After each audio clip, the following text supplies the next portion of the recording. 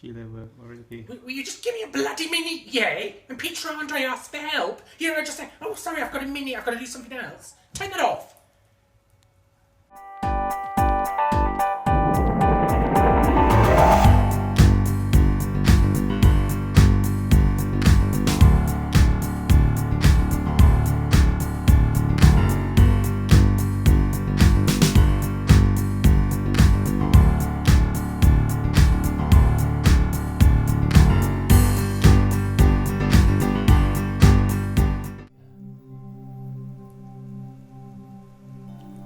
Oh, hello. I didn't see you there.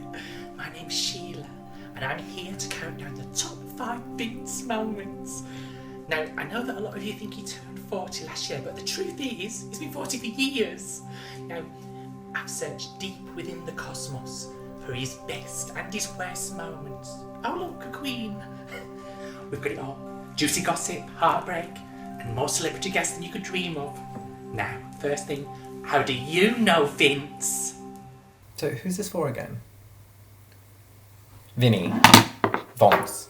Vence? Vince. Who the fuck is... Oh, we're ready. We're ready. Vamos! Vamos, señor! Vamos! Vince who? God rest his soul.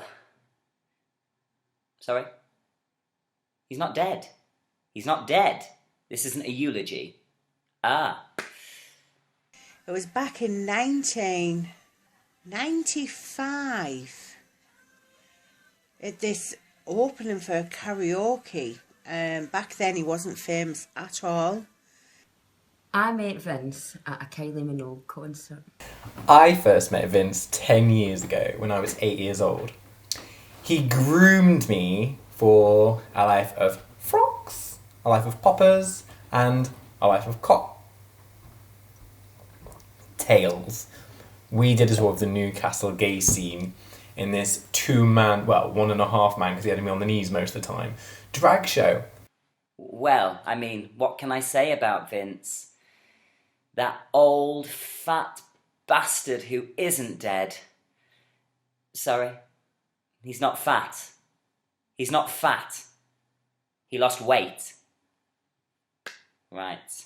Vince saved my life, and I know you might find that difficult to believe, but he did actually save somebody's life during his career as a paramedic. I met him on a flight to Mykonos. He was flying the plane. Doesn't have a pilot's license though. I was being crushed, and Vince saved me, and not only that, he brought me back to life. I think he was using it against some of his stats at work to try and alleviate some of the errors and losses that he had on the job. I was lucky enough to meet Vince long before he made it into the mainstream media. I'd always admired and enjoyed Vince's early work. He had a huge passion for what he did, and he always gave his all in every performance that I saw. So when I got my big break into the porn industry, I was thrilled. I turned up on set to find out that not only did I get to meet Vince, but I also got to act alongside him. Just back in the day when they would let you have a go yourself. Asked nicely, I guess. Before this Al-Qaeda bullshit, I said to him, that looks like thirsty work. Do you want a cup of tea? He was like, yeah, I'd love a cup of tea. Been friends ever since. It was a good day, though. That skinny, talented ginger. Sorry, he's not ginger. He's dyed his hair. So he's not ginger, he's not dead, and he's not fat. Right, well, it's really ruining my interview. Well, we met in rehab. Both meth addicts. We used to slam the drugs hard. Real hard. Then we found Jesus. Well, Vince, babe, you stalked me for 4 years. 4 years. I've actually had to buy protection to keep you away from me.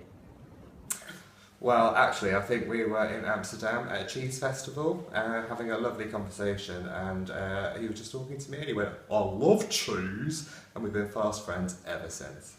First met you probably 4 years ago.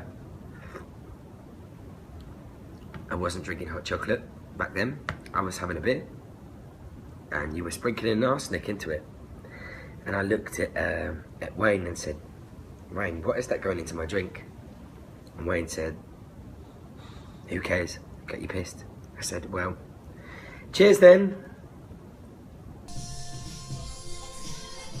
Hello. I knew you when we were... Oh, bollocks. The first time I met Vince, he was in his underpants. I first met Vince at Peterlee Lodge Hotel. I met him in prison. So I first met Vince back in the day, back in the height of the 80s, when he was being Kylie's body double. Then we started working together on such legendary films like The Yellow Pill, in which he did Running.